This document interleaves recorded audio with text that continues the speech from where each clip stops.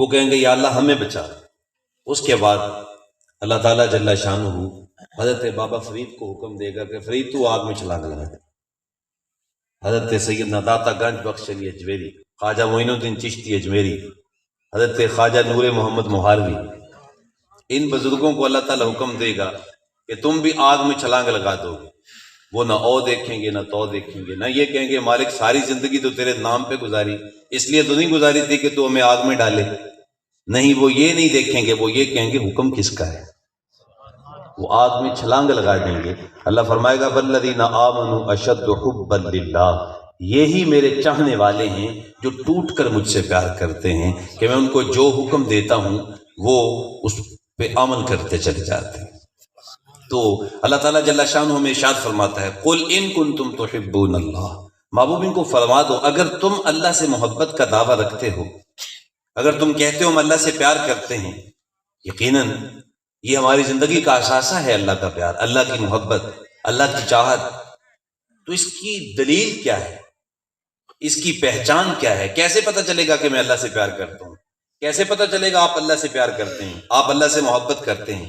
بہت سارے لوگ ہیں جو بہت سارا وزن جسم پہ اٹھا لیتے ہیں اور کہتے ہیں ہم اللہ والے ہیں۔ بہت سارے لوگ ہیں جو تعویذ بڑے لکھتے ہیں اور وہ کہتے ہیں ہم اللہ والے ہیں۔ بہت سارے لوگ ہیں جو جبہ و دستار بہت بڑی باندھتے ہیں، تو کیا وہ اللہ والے ہیں؟ وہ اللہ سے پیار کرتے ہیں؟ یا جس کے پاس بڑی گاڑی ہو، پیچھے مریدین کی بڑی جماعت ہو، وہ اللہ والا ہے؟ یا جس نے اپنے گلے میں سنگل ڈالے ہوئے ہیں وہ اللہ والا ہے؟ اللہ سے پیار کرنے والا کون ہے؟ اس کی دلیل کیا ہے؟ فرمایا فاتبعونی، اس کی دلیل یہ ہے کہ تم مجھ محمد کی پیروی کرو، مجھ محمد کے نقوش پاک کو اختیار کرو۔ یعنی واضح کر دیا کہ اللہ کی محبت کی دلیل کیا ہے، وہ اتباع مصطفیٰ ہے۔ یعنی جو سر سے لے کر پاؤں تک امام الانبیاء کے رنگ میں اپنے آپ کو رنگ لے، وہ اللہ والا ہوتا ہے، وہ اللہ سے پیار کرنے والا ہوتا ہے۔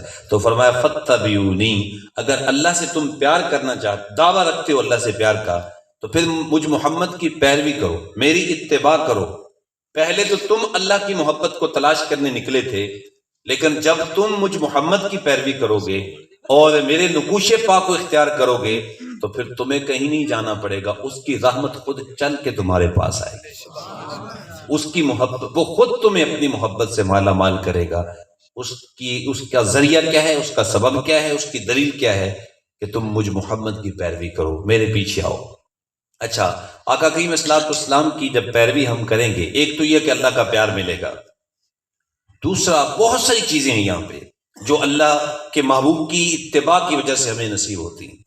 اگر ہم محبوب کی اتباع کرتے ہیں، محبوب کی پیروی کرتے ہیں، تو دیکھیں میں بھی چاہتا ہوں، آپ بھی چاہتے ہیں ہمیں ایک ایسی خوبصورت زندگی ملے کہ ہم دنیا میں کامیاب ٹھہریں، لوگ ہماری عزت کریں، ہماری دنیا کے اندر ہمارا وقار ہو، ہماری عزت ہو، دنیا میں ہم زندگی کا ایک اچھا خوبصورت انداز اختیار کریں، قبر میں بھی جائیں تو ہماری کامیابی ہو۔ ایسی زندگی ہم چاہتے ہیں، ہمارا سب کا مقصد یہ، کوشش بھی کرتے ہیں، ہر بندہ چاہتا ہے میں ہر دل عزیز ہو جاؤں۔ تو اللہ تعالیٰ جل شانہ قرآن مجید میں ارشاد فرماتا ہے من یطع اللہ ورسولہ فقد فاز فوزا عظیما، فرمایا جو اللہ کی اطاعت کرتا ہے، اللہ کے محبوب محمد کی اطاعت کرتا ہے، وہ زندگی کی بازی جیت جاتا ہے، اس کو کامیابیاں ملتی ہیں، اس کو دنیا کی منزل ملتی ہے، اس کو آخرت کی منزل بھی ملتی ہے، لیکن شرط کیا ہے؟ اللہ اس کے رسول کی پیروی، اللہ اور اس کے رسول کی اطاعت، حکموں کو مانا جائے۔ جب حکموں کو مانیں گے تو پھر اللہ تعالیٰ جل شانہ کامیابیاں عطا فرمائے گا۔ ایک اور اس حوالے سے، اس کی اہمیت پہ ایک قرآن مجید کا ایک مقام آپ تک پہنچانا چاہتا ہوں کہ حضور کی اتباع، حضور کی اطاعت سے ملتا کیا ہے۔ قیامت کے دن دو صفیں بنیں گی، ایک صف ہوگی جہنمیوں کی جس میں فرعون کھڑا ہوگا، قارون کھڑا ہوگا، حامان، شداد، ابو جہل، عتبہ، شیبہ، بڑے بڑے کافر اس صف کے اندر کھڑے ہوں گے، اور دوسری صف وہ ہوگی جس میں اللہ کے نبی کھڑے ہوں گے، اللہ کے ولی کھڑے ہوں گے، غوث، قطب، ابدال کھڑے ہوں گے، اعلیٰ حضرت فاضل بریلوی کھڑے ہوں گے، غوث اعظم شیخ عبد القادر جیلانی رضی اللہ تعالیٰ عنہ کھڑے ہوں گے، اور شاہ نقشبند بخاری کھڑے ہوں گے، داتا صاحب، خواجہ صاحب، حضرت بابا فرید مسعود گنج شکر، اس صف کے اندر یہ سب لوگ کھڑے ہوں گے، اور سید الشہداء سیدنا امام حسین بھی اسی صف میں کھڑے ہوں گے۔ امام حسن مجتبی پاک بھی اسی صف میں کھڑے ہوں گے، مولا علی بھی اسی، ابو بکر عمر بھی اسی صف میں کھڑے ہوں گے، عثمان و حیدر بھی اسی صف میں کھڑے ہوں گے، اللہ کے جلیل القدر انبیاء اور رسول اس صف کے اندر کھڑے ہوں گے۔ اچھا، آپ یقیناً میں اور آپ جذبہ رکھتے ہیں کہ اللہ تعالیٰ ان لوگوں کی غلامی میں ہمیں بھی اس صف میں کھڑا ہونے کی توفیق عطا فرمائے، تو آمین۔ یہ کتنی بڑی سعادت ہو کہ ہم ان لوگوں کی صف میں کھڑے ہوں۔ تو آسان نسخہ قرآن نے بیان کر دیا، بالکل آسان نسخہ۔ ارشاد ہوا وَمَن يُطِعِ اللَّهَ وَرَسُولَهُ فَأُولَٰئِكَ مَعَ الَّذِينَ أَنْعَمَ اللَّهُ عَلَيْهِمْ مِنَ النَّبِيِّينَ وَالصِّدِّيقِينَ وَالشُّهَدَاءِ وَالصَّالِحِينَ وَحَسُنَ أُولَٰئِكَ رَفِيقًا۔ فرمایا جو شخص میرے محبوب محمد کی اطاعت کرتا ہے، جو اپنے اللہ کے حکم کی پیروی کرتا ہے، کل قیامت کے دن نبیوں کی صف میں کھڑا کر دیا جائے گا۔ آسان نسخہ کہ محبوب کے پیچھے پیچھے چلے آؤ، محبوب کی سنت کو اختیار کرو، محبوب علیہ الصلوۃ والسلام کے طریقہ زندگی کو اختیار کرو۔ یہ سوکھا سا کام کرنا تمہارا کام ہے، اور نبیوں کی صف میں ان کی غلامی میں کھڑا کرنا رب ذوالجلال کا کام ہے۔ واضح سادہ اور آسان نسخہ بیان کر دیا۔ بلکہ اس آیا کریمہ کے شان نزول میں علماء نے بڑی خوبصورت بات مفسرین نے لکھی کہ حضور کے ایک صحابی تھے، ایک دن وہ حضور کے پاس بیٹھے تھے اور سخت غم میں مبتلا تھے، ان کے چہرے پہ افسردگی تھی اور ایسے لگتا تھا کہ کوئی سخت قلق کے اندر اور سخت اضطراب کے اندر مبتلا ہے۔ تو آقا کریم فرمایا میرے غلام آج تو پریشان بہت لگ رہا ہے اور تو سوچے ہی جا رہا ہے، مسلسل سوچ رہا ہے، کیا وجہ ہے؟ تو وہ عرض کرتے ہیں ہاں یا رسول اللہ میں آج سوچ رہا ہوں اور میں ایک بڑی پریشانی کے اندر مبتلا ہوں، اور وہ کیا ہے؟ عرض کرتے ہیں یا رسول اللہ صلی اللہ علیہ وسلم یہ ہماری سعادت مندی ہے کہ ہم آپ کی مجلس میں بیٹھتے ہیں، آپ کی زبان ترجمان سے آپ کی گفتگو بھی سنتے ہیں اور چہرہ نور کا دیدار بھی کرتے ہیں۔ اللہ اکبر۔ ہوشا وہ وقت کہ بطحا مقام تھا ان کا، ہوشا وہ دور کہ بطحا مقام تھا ان کا، وہ کیا دور تھا کہ دیدار عام تھا ان کا، کیسا خوبصورت دور تھا۔ پڑے اندھی چھاتا ہے تے شتیر ہے کھجور دے، ویکھ دی سی دنیا جلوے حضور دے۔ سبحان اللہ۔ تو لوگ حضور کے جلوے دیکھتے ہیں، آقا کریم اسلام کا دیدار کرتے ہیں، حضور کے چہرے کی چمک سے اپنی پیاس بھی بجھاتے ہیں اور دلوں کو راحت بھی پہنچاتے ہیں اور اپنے من کو روشن کرتے ہیں، اجلا کرتے ہیں حضور کا دیدار کر کے، آقا کریم صلی اللہ علیہ وسلم کے چہرہ نور کی زیارت کر کے۔ عرض کرتے ہیں حضور آج تمہاری موجیں لگی ہوئی، ہر وقت آپ کا دیدار کرتے ہیں، لیکن جب کل قیامت کا دن آئے گا آپ تو ظاہر اللہ کے محبوب ہیں، آپ تو جنت کے سب سے اونچے مقام پہ ہوں گے اور ہم غلام پتہ نہیں کہاں ہوں گے، آپ کی وجہ سے ہمیں جنت تو مل جائے گی لیکن ہم تو کہیں نیچے والے درجے میں ہوں گے۔ تو جب آپ بلند درجے میں ہوں گے ہم نیچے والے درجے میں ہوں گے، تو ظاہر ہے جنت تو ہمیشہ رہنے کا مقام ہے، تو وہاں جس جگہ پہ ہم ہوں گے ہمیں آپ کا دیدار تو نصیب نہیں ہوگا، ہمیں آپ کی گفتگو تو نصیب نہیں ہوگی، ہمیں آپ کی دل مو لینے والی گفتگو اور باتیں ہمیں نصیب نہیں ہوں گی، آپ کی مجلس نصیب نہیں ہوگی۔ تو میں اس پریشانی میں مبتلا ہوں کہ میرا کیا بنے گا اس وقت، کہ ہوں گا تو جنت میں لیکن محبوب کا دیدار نصیب نہیں ہوگا۔ اللہ اکبر۔ اور حضور کا دیدار تو پھر اللہ اکبر کیا مقام ہے، جنہ ویکھیا نہیں ہو کرن گلا، جنہ ویکھیا نہیں ہو کرن گلا، جنہ ویکھیا ہے وہ تے بول دے نہیں، جڑے محرم راز حقیقت دے وہ راز حقیقت کھول دے نہیں۔ یا جو لوگ کہتے ہیں نا جی، کوئی کہتا شیر ہے، کوئی کہتا سوا شیر ہے، یہ جو لوگ ترازو لگا کے بیٹھے حضور کی شان کو تولنے میں لگے ہوئے ہیں اور آقا کریم صلی اللہ علیہ وسلم کی عظمت کو تولنے میں لگے ہوئے ہیں۔ اللہ اکبر۔ یار سونار کی چھوٹی سی وہ جو ترازو ہوتا ہے اس پہ رتی اور ماشوں کا حساب تو ہو سکتا ہے، منوٹنوں کا حساب تھوڑا ہو سکتا ہے۔ اس ناقص عقل پہ آپ مجھے تول سکتے ہیں، میں آپ کو تول سکتا ہوں، لیکن کیا یہ ناقص عقل امام الانبیاء کو بھی بلا تول سکتی ہے؟ ہماری حضرت کتنا خوبصورت شعر پڑھتے ہیں، وہ فرماتے ہیں ڈٹھے ورق قرآن دے پھول سارے، تیری شان جیا نہیں کوئی ہور ڈٹھا، تیری شان دا کرے مقابلہ جڑا اونوں عاشقاں اصلی چوڑ ڈٹھا، کوئی نور آکھے کوئی بشر آکھے پیندا رات دنے اے ہوشور ڈٹھا، پر اللہ والے گل مکا دیتی تساں ہور ڈٹھا اساں ہور ڈٹھا۔ تو یہ اس محبوب کے مقام کو تولنا چاہتے ہیں، تو اگر آقا کریم صلی اللہ علیہ وسلم کا دیدار نصیب ہو جائے تو پھر ایمان پہاڑوں سے بھی زیادہ مضبوط ہو جاتا ہے۔ اللہ اکبر۔ تو عرض کرتے ہیں حضور وہاں آپ کا دیدار نصیب نہیں ہوگا، وہاں آپ کی زیارت، آپ کی باتیں، آپ کی مجلس نصیب نہیں ہوگی، اس وجہ سے میں پریشان بیٹھا ہوں۔ اللہ اکبر۔ تو آقا کریم اسلام خاموش ہوئے، جب حضور خاموش ہوئے تو جبریل حاضر ہو گئے اور یہ آیت کریمہ لے کے آئے کہ وَمَن يُطِعِ اللَّهَ وَرَسُولَهُ فَأُولَٰئِكَ مَعَ الَّذِينَ أَنْعَمَ اللَّهُ عَلَيْهِم مِّنَ النَّبِيِّينَ. کہا میرے غلام پریشان کیوں ہوتا ہے؟ یہ آیت اس کو پڑھ کے سنائی. کہا اگر تو مجھ سے پیار کرتا ہے، مجھ سے محبت کرتا ہے اور تو میری محبت کا دم بھرتا ہے تو پریشان نہ ہو. جنت میں اللہ تعالیٰ جس صف میں مجھ محمد کو کھڑا کرے گا، میری غلامی میں اللہ تجھے بھی وہاں جگہ عطا فرمائے گا. لیکن شرط کیا ہے؟ حضور کی اطاعت کی جائے. اب صحابہ کرام اس وجہ سے جنون کی حد تک حضور کی اطاعت کرتے، جنون کی حد تک. آپ جانتے ہیں، علماء سے آپ نے سنا ہوگا کہ آقا کریم صلی اللہ علیہ وآلہ وسلم، ایک حدیث پاک آپ کے سامنے رکھنا چاہتا ہوں. ایک دن مسجد نبوی میں تشریف لائے. جب حضور تشریف لائے تو صحابہ کرام سے مسجد بھری ہوئی تھی. اس وقت تو ظاہر ہے ایک بندہ بھی ایسا نہیں تھا جو نماز نہ پڑھتا ہو، سب لوگ ہی نمازی تھے. بلکہ آقا صحابہ کرام، اگر کوئی شخص نماز نہیں پڑھتا تھا تو صحابہ سمجھتے تھے کہ شاید یہ مرتد ہو گیا، شاید یہ اسلام سے پھر گیا. تو مسجد بھری ہوئی. صحابہ جب حضور تشریف فرما ہوا ممبر پہ تو کچھ لوگ بیٹھے تھے، کچھ کھڑے تھے. آقا کریم صلی اللہ علیہ وسلم نے پیچھے والوں کو فرمایا بیٹھ جاؤ. اب آپ جانتے ہیں حضور کی آواز معجزانہ ہے.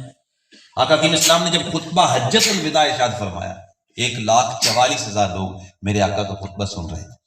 1,44,000 حضور کس کا اونٹنی ہوئے مبارک. اور اس وقت یہ لاؤڈ سپیکر تو تھے نہیں، یہ تو سہولیات ہمارے پاس. تو آقا کریم اسلام کوئی لاؤڈ سپیکر نہیں، کوئی جو ہے وہ وہاں آواز کا آلہ نہیں ہے. تو لیکن احادیث میں آتا ہے کہ جیسے حضور کے پاس بیٹھا شخص حضور کی آواز کو سن رہا تھا، جو مجمع میں سب سے آخر میں تھا، ویسے اس کو بھی حضور کی آواز پہنچ رہی تھی. اب حضور مسجد میں فرما رہے ہیں پیچھے والوں کو بیٹھ جاؤ بھائی، رش نہ کرو، نیچے بیٹھ جاؤ. تو حضور کے صحابی حضرت عبداللہ ابن رواحہ رضی اللہ تعالی، یہ حضور کے درباری ثنا خان بھی تھے، حضور کے عاشق بھی تھے. یہ قبیلہ بنو انم ایک مقام تھا، وہاں سے باہر نکل رہے تھے گھر سے. اچھا حضور مسجد میں بولے، حضور کی آواز وہاں تک پہنچی. ان کے کانوں تک جب آواز پہنچی نا، تو جیسے ہی حضور کی آواز مبارک ان کے کانوں تک پہنچی، وہیں پہ بیٹھ. سبحان اللہ. اب آپ کے ذہن میں بھی بات آئے گی، یار حضور نے ان کو تو نہیں فرمایا، حضور نے تو اہل مسجد کو فرمایا تھا. یہ بات ان کی عقل میں بھی آئی ہوگی، یقیناً آئی ہوگی. عقل نے ان کو کہا ہوگا کہ محبوب تجھے فرما تو نہیں رہے، محبوب تجھے دیکھ بھی نہیں رہے، محبوب نے تجھے اشارہ بھی نہیں کیا، تو محبوب کو دیکھ بھی نہیں رہا. عقل نے تو یہ کہا ہوگا، لیکن عشق نے کہا ہوگا محبوب نے اشارہ تو نہیں کیا، محبوب دیکھ تو نہیں رہے، محبوب جب وہ تمہیں نظر تو نہیں آ رہے، لیکن آواز تو کانوں تک پڑی ہے نا. لہذا جیسے کانوں تک آواز پڑی وہیں پہ بیٹھ گئے. یہ ہے کہ جنون کی حد تک صحابہ حضور کی بات پہ عمل کرتے تھے. ایک اور بات، ایک واقعہ آپ کے سامنے رکھنا چاہتا ہوں. آقا کی صلوات والسلام جب مکہ المکرمہ سے ہجرت کر کے مدینہ آئے تو حضور 16 یا 17 ماہ مسجد حرام کی بجائے مسجد اقصی کی طرف رخ کر کے نماز پڑھتے رہے. بخاری شریف کی روایت. تو اس وجہ سے کہا جاتا ہے قبلہ اول بیت المقدس، کیونکہ حضور جب مدینہ میں تشریف لائے تو اولاً بیت المقدس کی طرف رخ کر کے نماز پڑھتے رہے. اور پھر جو ہے وہ سیدنا فاروق اعظم کے زمانے میں بیت المقدس آزاد ہو گیا، لیکن اب پھر یہودیوں کے درجے میں ہے اور مسلمانوں پہ ظلم و جبر ہو رہے ہیں وہاں پہ. دعا کریں اللہ تعالیٰ بیت المقدس کو یہودیوں کے نزغے سے نجات عطا فرمائے، اور وہاں کے مسلمانوں کو، جیسے کہ ماہ رمضان میں ان کو گولیوں سے چھلنی کیا جاتا ہے، ان کے جسموں کو زخمی کیا جاتا ہے، حالت سجدہ میں ان کے اوپر پتھراؤ کیا جاتا ہے، گولیاں برسائی جاتی ہیں، ماؤں بہنوں کے اوپر تشدد کیا جاتا ہے. اس قدر وہاں کے مسلمان بے چینی کی زندگی گزار رہے ہیں. اللہ تعالیٰ جل شانہ نے چین کی دولت عطا فرمائے. تو 16 یا 17 ماہ آقا کی صلوات والسلام مسجد اقصی کی طرف رخ کر کے نماز پڑھتے رہے. ایک دن محلہ بنی سالم کی مسجد تھی، آقا کی صلوات والسلام وہاں ظہر کی نماز پڑھا رہے تھے. 2 رکعتیں ہو چکی تھی، 2 رکعتیں باقی تھی. خاطر آتر میں خیال آیا، قلب اطہر میں یہ بات آئی کہ اگر میرا قبلہ بیت المقدس کی بجائے اگر بیت الحرام یعنی مسجد حرام ہو جائے تو کیا کہنا. اس چیز کے پیش نظر آقا کریم اسلام نے اپنا چہرہ انور آسمان کی جانب اٹھایا. اللہ کو محبوب کی ادائی اتنی پسند آئی، اس کو قرآن ہی بنا دیا. فرمایا قد نرا تقلب وجهك في السماء، محبوب تم جو بار بار آسمان کی جانب رخ انور اٹھا کے دیکھ رہے ہو، صرف تم ہی نہیں دیکھ رہے، ہماری نگاہ قدرت بھی تو تیرے چہرے پہ لگی ہوئی، ہم بھی تو تجھے ہی دیکھ رہے ہیں.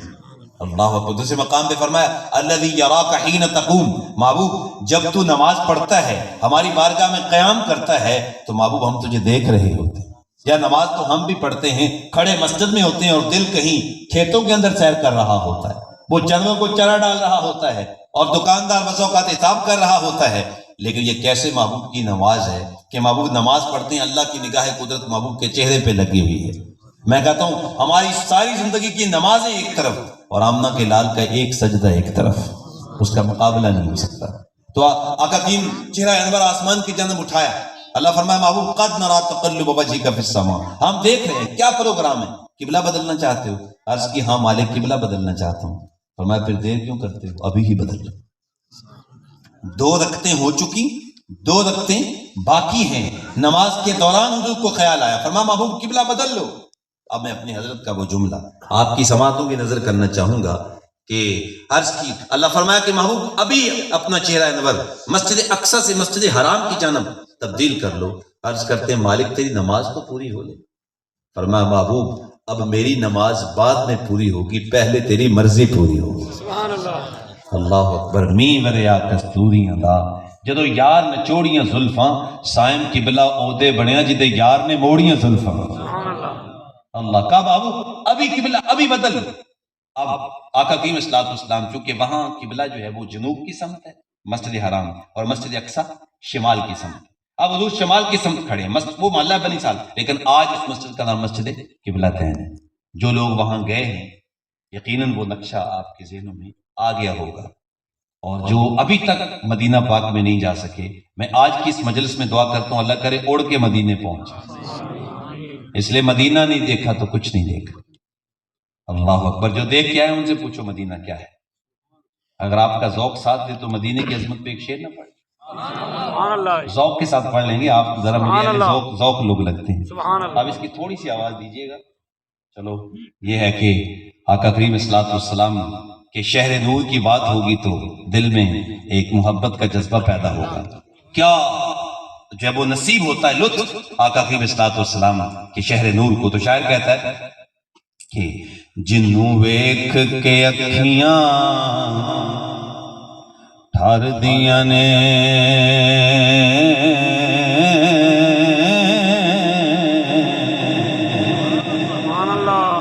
جنوں ویکھ کے اکھیاں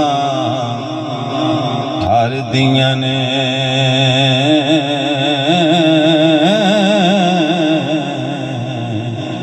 وہ جنوں ویکھ کے ٹھر دا سینہ ہے، اور اپا تیری ساری خدائی بچوں ایکو شہر تے شہر مدینہ ہے، اور اپا تیری ساری خدائی بچوں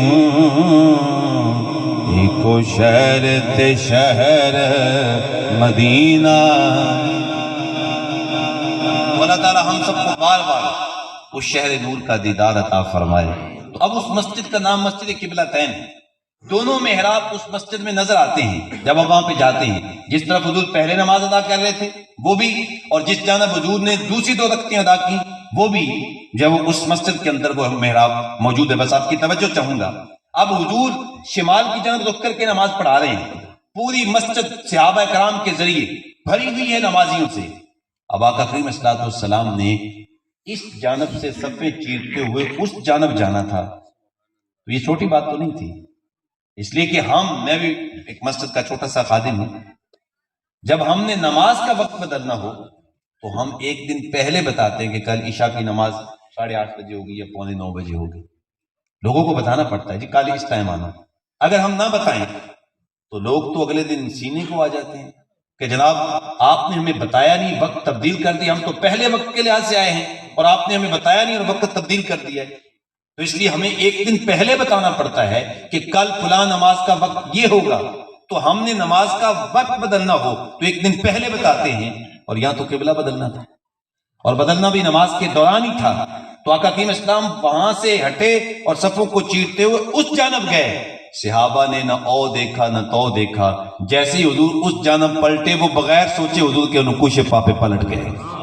اس لیے کہ ان کا عقیدہ تھا مجھے ہوش کب تھا رکوع کا، مجھے کیا خبر تھی سجود کی، تیرے نقش پا کی تلاش تھی کہ میں جھک رہا تھا نماز میں، اور تیری یاد نے کیا قدم کیا مجھے آ تڑ پایا نماز میں، میرے وہ سجدے بھی ادا ہوئے جو قضا ہوئے تھے نماز میں۔ تو یہ جنون کی حد تک صحابہ کرام جو ہے وہ آقا کریم اسلام کی سنت کی پیروی کرتے تھے۔ حضرت مولا کائنات سیدنا علی مرتضیٰ جو باب مدینۃ العلم ہیں، جن کے بارے میں حضور نے ارشاد فرمایا النظر الی وجہ علی جن عبادت، فرمایا خانہ کعبہ کو تکنا بھی عبادت ہے، باپ کو تکنا بھی عبادت ہے، ماں کے چہرے کی زیارت کرنا بھی عبادت ہے، فرمایا میرے علی کے چہرے کو تکنا بھی عبادت ہے۔